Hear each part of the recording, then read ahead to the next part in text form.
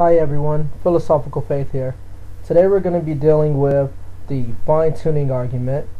I will be going over what the fine-tuning argument is about, the premises, possible rebuttals, and rebuttaling the rebuttals. I think the first and most important thing to do is to define what we mean by fine-tuning.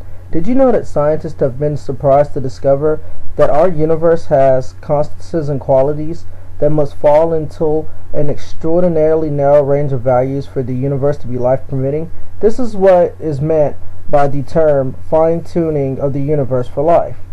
The fine-tuning of the universe, in a secular and natural sense, is uncontroversial and well established. Atheist scientists like Stephen Hawking have discussed fine-tuning in books, and physics has abundant examples of fine-tuning. Here I will give some examples. The number of seconds in the entire history of the universe is around 10 to the 17th power. The number of subatomic particles in the entire known universe is said to be around 10 to the 80th power. Such numbers are so huge that they are simply inconceivable.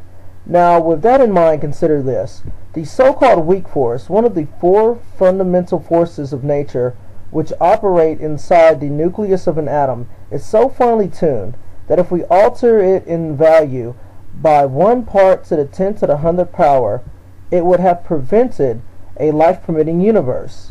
Another example of fine-tuning is if you take the cosmic constants of the universe, the driving force behind the speed in which the universe is expanding, and accelerate it by as little as 1 part to the 10th to the 120th power, once again, we would be left with a lifeless universe.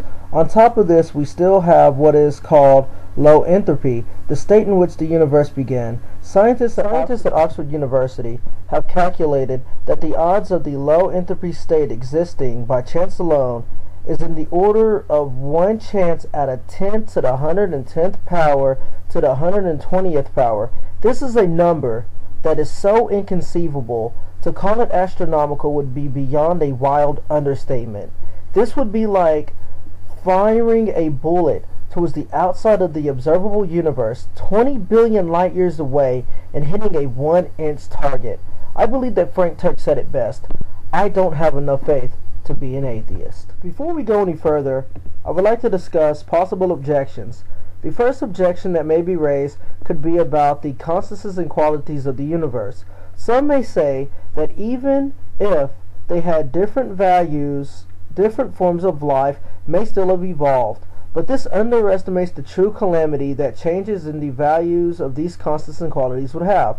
When scientists say life-permitting universe, they do not mean life as we know it, but the properties of organisms to take in food, extract energy from it, grow and adapt to their environment, and reproduce. Life as so defined to exist, to have constants and qualities that are so unbelievably fine-tuned that without them, not even matter or chemistry would exist, much less planets where life might have evolved. So the question that we are faced with is not, is the universe fine-tuned, but why? What is the best explanation? Is it that the universe was designed by an intelligence to permit life, or is it out of physical necessity or chance? Here I will present a 3-step argument, which will eliminate chance and necessity, leaving only an intelligent designer. If the argument is logically valid, then the conclusion is inescapable and follows necessarily from the premises of the argument. 1. The fine-tuning of the universe is due to either physical necessity or chance. 2. It is not due to physical necessity or chance, therefore it is due to design. The first premise, that the fine-tuning of the universe is due to either physical necessity, chance, or design, is unobjectable because it's just a list of 3 alternatives available for explaining the fine-tuning. If someone has a 4th alternative, he is welcome to add it to the list, and then we'll consider it when we come to this premise. 2. But there doesn't seem to be another alternative to the list here. Alright, premise 2. So the critical premise is the second premise, that the fine-tuning is not due to physical necessity or chance. In our next video, we'll examine these alternatives.